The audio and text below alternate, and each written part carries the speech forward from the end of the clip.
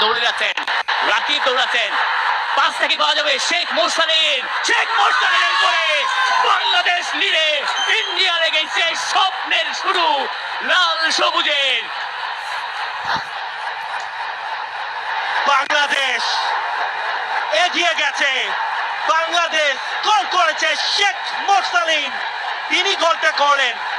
রাকিবকে বলটা ছাড়লেন, রাকিব তার মার্কারদের ছিটকে ফেললেন এবং এরপর যে গোলটা বাড়িয়ে দিলেন সেখান থেকে গ্যালারিতে উঠেছে এই আলোড়ন, কারণ নামটা শেখ মোরসালিন তার গোলে। ক্লাসিক কাউন্টার অ্যাটাক এবং সেই দুজন মিলেই কম্বাইন করলেন রাকিব এবং মোরসালিন। রাকিবের গতিতে ইন্ডিয়া কেঁপে উঠল, কেউ পারলেন না।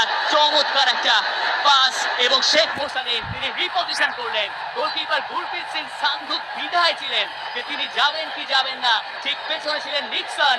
নিক্সনকে বোকা বানিয়ে শেখ মোরসালিন গিয়ে সবার আগে বলটায় টাচ করলেন এবং দলে ফিরে স্কোর শিটেও নাম তুললেন মোরসালিন।